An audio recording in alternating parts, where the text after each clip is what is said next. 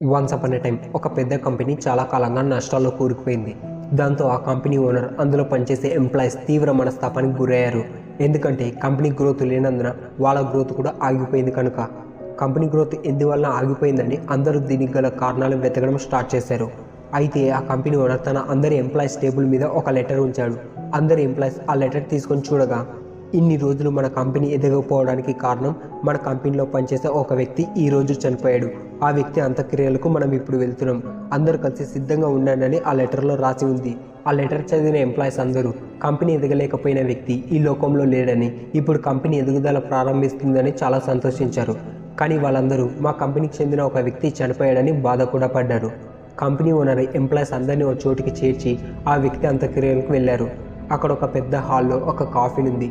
అందరు ఎంప్లాయీస్ ఒక్కొక్కరు హాల్లో పెట్టిన కాఫిన్ సైడ్ వెళ్తున్నారు. అందరూ ఆ వ్యక్తి ఎవరా అని ఆసక్తిగా ఉన్నారు. అందరూ ఒకరి తర్వాత ఒకరు ఆ కాఫిన్లోకి చూస్తున్నప్పుడు ఆ కాఫిన్లో ఎటువంటి శవం లేదు. శవానికి బదులు ఒక అద్దం ఉంది. అందులో ఎంప్లాయీస్ తమ ముఖాలను చూసుకుంటున్నారు అండ్ వాళ్ళనే అబ్జర్వ్ చేసుకుంటున్నారు. ఫ్రెండ్స్, మనం ఈ స్టోరీ నుండి ఏం నేర్చుకోవచ్చు? మనం ఇప్పుడు జీవితంలో ఏ పొజిషన్లో ఉన్నామో అది ఎవరి వల్లనో కాదు, అది మన వల్లనే.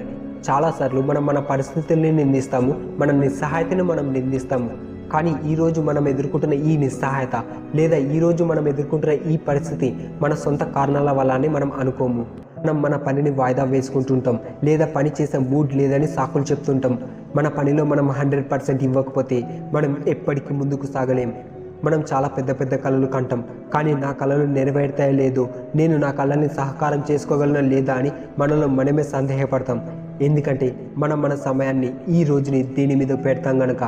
మనం రోజు రాత్రి పడుకునే ముందు గిల్ట్ ఫీల్ అవుతాం, అయ్యో ఈ రోజు కూడా సమయాన్ని వృధా చేశాను అని. మీరు కూడా ఈ అపరాధ భావంతో ఉండకూడదు అనుకుంటే మీరు వాటిని పక్కన పెట్టాలి అండ్ మీ పనిపై మీరు దృష్టి పెట్టాలి. అదేదో అంటారు కదా, విజయం సందడి చేసేంత వరకు నిశ్శబ్దంగా కష్టపడండి అని. మీ విజయం మీకన్నా గొప్పగా వినిపించేంత సైలెంట్గా కష్టపడండి, పక్కదారి పట్టకండి. అయ్యో ఈ వీడియో మీకు ఉపయోగపడుతుంది అనుకుంటున్నా. మీకులాగే ఇంకొకరు మోటివేట్ అవ్వాలనుకుంటే వాళ్ళకి ఈ వీడియో షేర్ చేయండి. అలాగే ఈ వీడియోని లైక్ చేసి ఎక్కువ మందికి రీచ్ అయ్యేలా చేయండి అండ్ ఛానల్ని సబ్స్క్రైబ్ చేసుకోండి. Thank you for watching.